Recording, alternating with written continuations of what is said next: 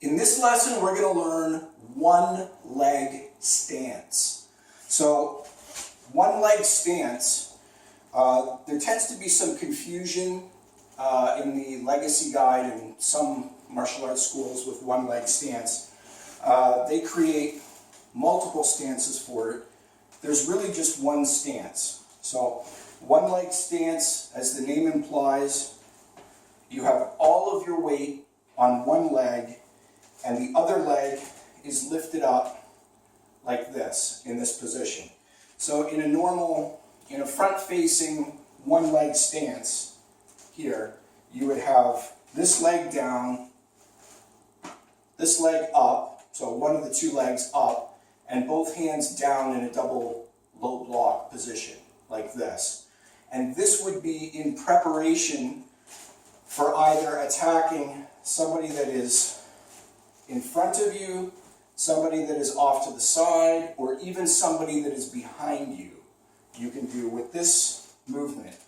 If I have this leg up off the ground, now I can go this way, I can go this way, or I can go this way behind me. And the idea with this stance is from this position here, you're ideally situated to be able to strike right away with a front snap kick. As soon as somebody comes within range, you're already halfway into a front snap kick. So you can very easily get that front kick off. You could very easily, from this same position, go to the side and get a side kick off. And you can very easily, from this same position, go behind you and hit somebody that's approaching from the back. So if I have left leg up, let's say, and I'm in one leg stance, from this position here, I can easily kick forward with a front snap kick. I'm halfway into my front snap kick. So it's not going to be as powerful as a full front snap kick from a kicking stance, but think of this almost like a jab, if you will. This is like the jab of kicks, that you can just quickly fire it out there and stop somebody from getting close to you. So from here, from this position, I can quickly go this way, I can quickly go off to the side, and I can quickly attack behind me. So you have many options from here to strike at multiple opponents from this position. So you have different opponents closing in on you very quickly. You can attack multiple directions from a one leg stance. So it has many uses, but obviously you wouldn't want to fight out of a one leg stance for any period of time because you have no mobility. You're stuck in that position when you're in a one leg stance. Now,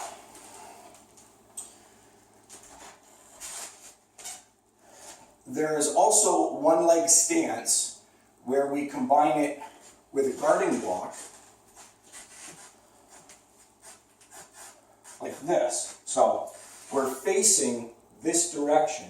Instead of facing this way, we're facing to the side. So same stance, one leg up, all of your weight on the bottom leg. But the difference here is now we're preparing to attack this direction specifically. So we've got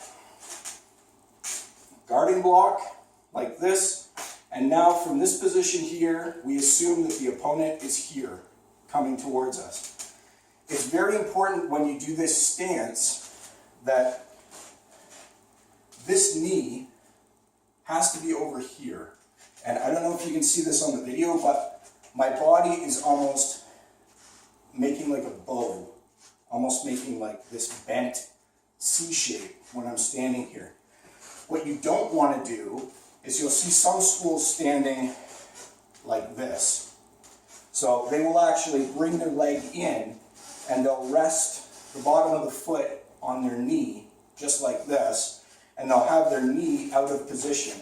So they'll have their knee over like this to the side, and they'll be standing this way, And while it's true that it's easier to stand on one leg while you have your leg like this, you can rest in this position here, and it's easier to stand this way, definitely.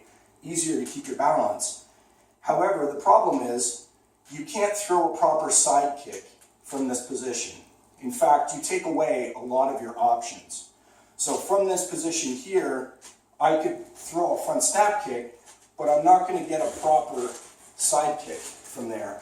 It takes away, nor am I going to get a proper hooking kick from that position. So it takes away a lot of your options. And that's why when we're doing one leg stance, there is only one leg stance. There aren't two different versions of the same stance. There's just one. And that is this. So you bring your leg up and you kind of arch your body a little bit so it makes kind of a bow-like shape. And then from this position here, I can throw side kick with power. I can throw from this position here a hooking kick with power. I can throw from this position here a roundhouse kick with power. I can very easily go and throw a front snap kick from that position. Anything is possible if you start from a proper one leg stance. So again, looking at it from here, there's no way I can stand on this floor where it doesn't squeak. So starting from here, forearm guarding block up for protection. From this position here, you can see the side kick is right there. You can see hooking kick is right there. You can see, again, from this position, roundhouse kick is right there. Most of your kicks, most of your fundamental kicks are available to you when you start from a proper one leg stance. If you use an incorrect stance, so it's not that I don't know that some schools are doing this, it's that this is not correct if you start from here.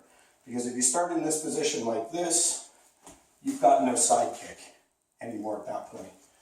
You've got no hooking kick anymore at that point. So you're taking options away from yourself. So up like this, and then striking. Up like this, hooking kick, around, up, roundhouse kick. It's all there. So that is one leg stance in Taekwondo.